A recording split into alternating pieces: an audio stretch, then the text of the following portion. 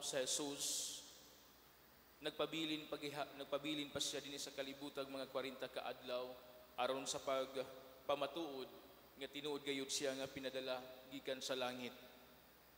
Nagpabilin niya sa kalibutan aron iyaw nang tudluan ang iyang mga tinun-an, iyang pasabton ang iyang mga tinun-an before siya musaka ngadto sa langit, before siya mobiya sa iyang mga tinun-an. Iyaw na silang gihashasan, iyaw na siyang gitudluan ug unsang mga butanga labi na sa iyang mga pagtulunan. Kay iya kining giandam, iyang giandam yung mga tinun-an alang sa pag-abot sa lain na pud nga ipadala sa langit ng Amahan nga mao ang Espiritu Santo ang manlalaban. Og sa ebanghelyo karon atong nadungog nga gitudlo ni Jesucristo ang iyang pagtulunan may tungod sa gugma. Nga ang tinuod nga gugma mao ang pagsunod sa kabubuton ug kasuguan sa Dios. Mo nang mingon sa diya sa ebanghelyo, ang mudawat sa akong mga sugo ug magtuman niini mao ang nahigugma kanako. Ang nahigugma kanako magtuman sa akong gisugo. Now unsa man ang sugo ni Kristo? Nasayod kita kung unsa iyahang sugo. Mao kini ang simplification sa 10 Commandments. Ang duha ka sugo may tungod sa gugma. Gugma sa Dios o gugma sa isig katawo. Mga igsuon, ang gugma angayan nga makita o madayag sa matag Kristiyanos. Ang gugma angayan makita o madayag sa matag magtutuo ngadto sa Dios, sa disipulo ni Kristo. Kung kita walay gugma, dili ta tinuod nga mga Kristiyanos. Kung kita walay gugma, dili ta tinuod nga mga magtutuo sa Ginoo. Mga bakakon kita. Kaya ang tinuod nga disipulo, ang tinuod nga alagad, ang tinuod nga mga Kristiyanos, mahigugma o mahigugmaon. Tungod kay ang Kristyanismo is a religion of love.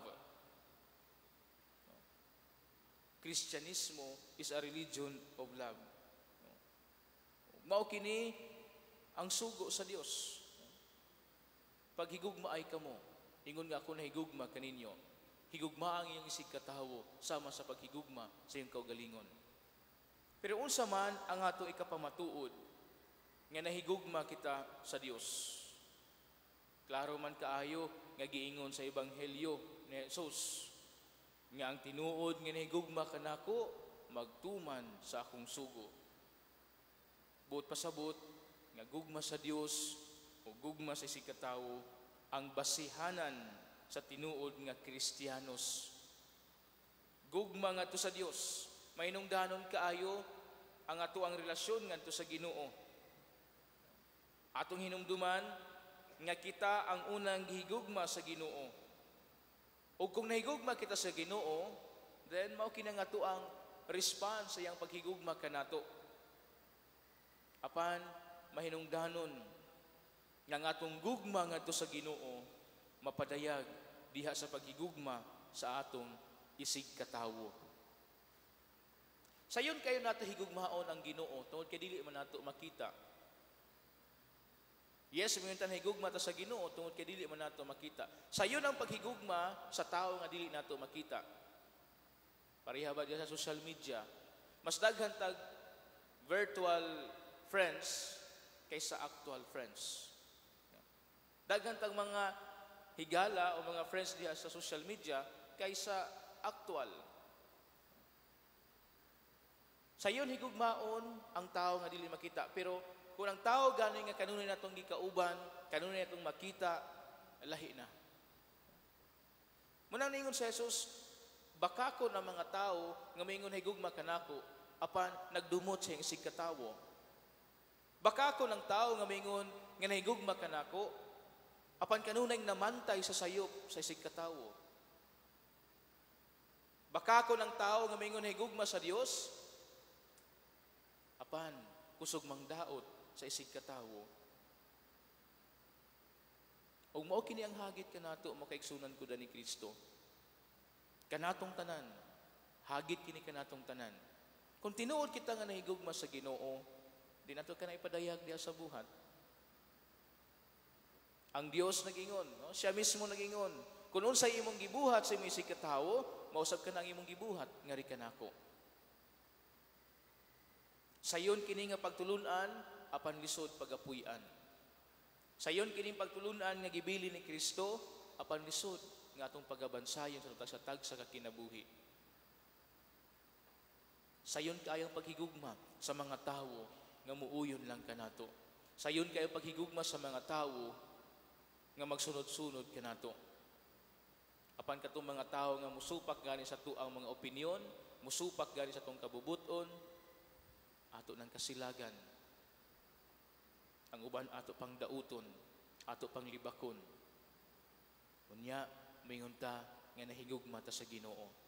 Unya, mo-claim ta nga kita mga Kristiyanos. Mo-claim ta nga kita mga magtutuo sa Dios. Bakakon. Mga igsuon, pangayo nato sa Ginoo nga di ato sa tag sa kakaugalingon, ato gayong mapuy-an ang iyang mga kasuguan. O pangayo nato ang panabang ni Santa Catalina sa Siena na pinaagi sa iyang mga panigingnan na kundi siya naningkamot sa pagpuyo sa kasuguan sa Dios. Iya gayong napadayag ang gugma ngadto sa isig katawo. Sa ilang panahon, ang simbahan natunga, ang simbahan adunay dakong skandalo. Apan pinaagi sa mga panigingnan ni Santa Catalina sa Siena, iyang nabalik ang kahiusahan sa simbahan. Siya ang nahimong instrumento sa kalinaw diya sa simbahan. O dili lang sa simbahan, kundi diya usab sa katilingban. Mga igsoon kung nahimo ni Santa Catalina sa Siena, din mahimo usab kini nato. Maninguha kita, maningkamot kita, o pangayon nato ang grasya sa Ginoo. Nga unta, ang gugmang iyang gitisok sa tong tag sa kasing-kasing, mo'y mapatigbabaw. Nga unta, dili kita mamahimong mga bakakon. Nga unta, tinud-anay unta ang ato ang pagka-Kristiyanos. Tinud-anay unta ang atong gugma ngadto sa Dios. O ato kining mapadayag, o mapakita, diha sa pagbansay niini, sa paghigugma sa atong isig katawo. Hinaot pa unta.